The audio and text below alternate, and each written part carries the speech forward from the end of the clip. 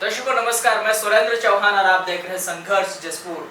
दर्शकों, पूरे छत्तीसगढ़ में बहुत तेजी से धान खरीदी चल रही है और कई धान उपार्जन केंद्रों में पॉजिटिव खबर भी आ रहा है और कई धान उपार्जन केंद्रों से नेगेटिव खबर भी आ रही है। इसी के क्रम में आज दुलदुला क्षेत्र के कस्तूरा धान उपार्जन केंद्र के अंतर्गत आने वाले कुछ ग्रामों के किसानों ने हमसे संपर्क किया था और उनके संपर्क में करने के बाद हम उन किसानों से मिले और उनसे बातचीत किए।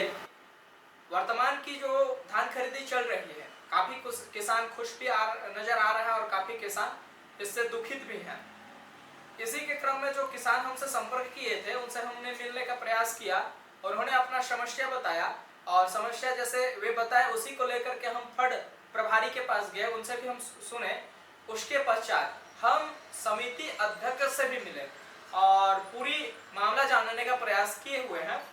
ये पूरे कवरेज में आपको देखने को मिलेगा कि जो धान उपार्जन केंद्र कस्तूरा है उसका पूरा मामला क्या है, क्यों आखिर वे पिछले साल से लेकर अब तक लगातार विवादों में है और कुछ किसान वहां की जो व्यवस्था है, वहां की जो स्टाफ है उसका विरोध करते नजर आ रहे हैं। इस कवरेज में आप देखिए किसानों की समस्या और फड़ प्रभारी या यूं कहे तो समिति अध्यक्ष का पक्ष भी। क्षेत्र में जहाँ पे खड़ा हूँ, ये क्षेत्र कस्तूरा क्षेत्र है, दुलदुला क्षेत्र, जहाँ के कुछ किसान मुझे फोन करके बुलाए, कुछ समस्या है हमारे फड़ में कह के, और मुझे यहाँ पे आना पड़ा। अभी हम किसानों से ही बात करेंगे और उनसे ही जानेंगे क्या क्या समस्या आ रही है इनको फड़ से। फिर हम जो फड़ प्रभारी हैं उनसे भी बात करने का प्रयास करेंगे और जानेंगे मामला आखिर क्या है और निर्णय आपको खुद लेना है कि आखिर गड़बड़ी कहाँ हो रही है।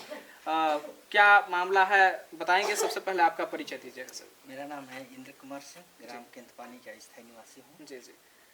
क्या समस्या है एक बार बताइएगा, दर्शकों को डिटेल से बताइए, अच्छे से विस्तार से। देखिए, पिछले बार 2024-25 में 2024 में रामेश्वर राम फड़ प्रभारी के कौन सा फड़ का ये मामला है? ये विकासखंड दुलदुला, जिला जसपुर और धान उपार्जन केंद्र कस्तूरा का मामला है। अच्छा। हाँ। तो फर्स्ट साल जैसे ही कांग्रेस सरकार का हार हुई, बीजेपी सरकार आई, हाँ। तो पहले कांग्रेस सरकार के कार्यकाल में समिति के कर्मचारियों द्वारा खरीदा जाता था। हाँ, हाँ। और उनको हटा के बाहर से इन लोग को नियुक्त किया गया। हाँ, हाँ। तो फिर रामेश्वर राम फड़ प्रभारी था और ऑपरेटर में अरुण चौधरी था। उसके बाद दूसरे साल 2025 में उसको हटा के सुरेश राम को घुसाया गया। सुरेश राम हाँ। उसको घुसाया गया। हाँ। उसके बाद उसके आने के बाद किसानों के साथ लूट खसोट इतना बढ़ गया कि कहने का नाम ही नहीं। हाँ। जैसे वो लोग बोलते थे कि किसानों को कि धान नमी है तो कभी साफ नहीं है या गजरी है, बिलावट है, ऐसा करके कुछ न कुछ बहाना करके जब तक पैसा एक मोटी रकम जब तक नहीं दिया जाता था तब तक धान को वो लोग एंट्री तक नहीं करते थे। अच्छा। इस तरह से किसानों से लूट मचा के रखे थे। ये पिछले साल की बात है। फिर तो इसके संबंध में हम लोग किसान लोग एकजुट हुए। उसके बाद कलेक्टर महोदय जसपुर को जनदर्शन में हम लोग लिखित शिकायत दिए। उसके बाद कार्यवाही में तहसीलदार महोदय को निर्देशित कर जांच के लिए भेजा गया, जिसमें जांच पड़ताल किया गया और हम लोग से भी आपस में बैठक उठक हुआ था किसानों के साथ। उसके बाद ये समिति प्रबंधक ने उसको निष्कासन का एक आदेश जारी किया। फिर उसको ये भी कहा गया कि उसका जो खरीदा हुआ जो धान है, जब तक उसका उठाव नहीं हो जाता है तब तक ये किसी किनारे स्टाफ में ही रहेगा। ऐसा स्टाफ में नहीं, बाहर रहेगा। हाँ। लेकिन उसका धान उठाव हो गया, उसके बावजूद भी वो फड़ में जमा रहा और आखिरी तक किसानों के साथ उस टाइप से डिमांड तो नहीं किया, लेकिन अवैध तरीके से यही सब ढोंग रच के। जब स्टाफ में नहीं था, उसको निष्कासित कर दिया गया, स्टाफ में नहीं था, फिर वो कैसे डिमांड करता था? वो वहाँ से हटा ही नहीं। अच्छा। वहाँ से हटा ही नहीं। और तो हटने के बाद आप लोगों को क्या परेशानी हो रही है उससे? देखिए इस साल मंडी खुलने से पहले ही हम लोग कलेक्टर महोदय को ज्ञापन सौंपे कि पिछले साल जब उसको हटा ही नहीं तो हम सोचे कि वही आदमी लोग रहेंगे गा के, तो इस साल हम लोग को फड़ प्रभारी के रूप में उसको नहीं चाहिए जो इसको हटाया जाएगा के कलेक्टर महोदय का आवेदन सौंपे तो उन्होंने आश्वासन दिया कि मैं हटा दूंगा गा के, और फड़ प्रभारी से तो हटाया गया है। और जब जिस दिन मंडी का उद्घाटन हुआ उस दिन हम भी उपस्थित थे, वहाँ एक बैनर पोस्टर लगा हुआ था, वहाँ कार्यरत सभी कर्मचारियों का सूची नाम मोबाइल नंबर सहित लिखा हुआ था, जिससे फड़ प्रभारी हुआ, ऑपरेटर हुआ, नोडल हुआ या सभी स्टाफ सभी का नाम नंबर अंकित था उसमें। तो पुनः हम लोग एक आवेदन बना के कलेक्टर महोदय के सौंपे कि उसका नाम भी नहीं है, उसके बावजूद भी आदमी आज तक हटा नहीं है। हालांकि आपने तो प्रभारी से फड़ प्रभारी से हटा दिए हैं ऐसा करके बोले, तो उन्होंने आश्वासन दिया कि जो वहाँ के जो समिति हैं अध्यक्ष या जो भी हैं उनसे इस बात का अवगत कराइए करके ऐसा करके अब मैं अपना काम कर दिया हूँ, ऐसा आश्वासन दिया। फिर हम लोग पुनः एक आवेदन बना के समिति के अध्यक्ष ये शिवचरण बेसरा जी उनके पास गए। फिर उन्होंने कहा कि सर्वसम्मति से हम लोग इसको वारदाना प्रभारी में रखे हैं। अच्छा। तो फिर जबकि उस पोस्टर में वारदाना प्रभारी के नाम से जो है उसका नाम अंकित नहीं था, पोस्टर में नहीं था, लेकिन जो मंडी अध्यक्ष हैं उनके द्वारा बोला गया, समिति अध्यक्ष है ना, समिति अध्यक्ष के द्वारा बोला गया कि उसको वारदाना प्रभारी के रूप में अभी रखा गया है सर्वसम्मति से, लेकिन वो पोस्टर में उसका नाम नहीं था। नाम नहीं है। तो नाम नहीं है इसका मतलब हम क्या समझेंगे? क्या हमारे किसानों के साथ कोई छलावा या धोखा किया जा रहा है? अब उसको अंदर से एक दलाल की तरह से उसको रखा गया है और किसानों से अभी भी ये अवैध वसूली जारी है, लिया जाता है। लेबर के रूप में भी नहीं रहना चाहिए।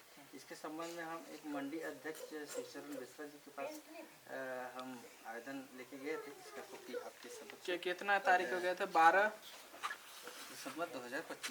दिसंबर 2025 को इनके पास गए थे जी। इसके बाद भी अभी तक इसका कोई कार्रवाई नहीं किया गया है। अच्छा, तो हम चाहते हैं कि कार्रवाई किया जाए और इसे हटाया जाए।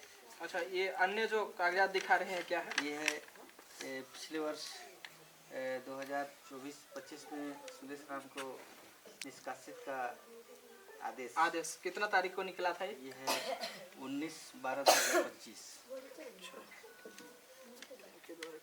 ये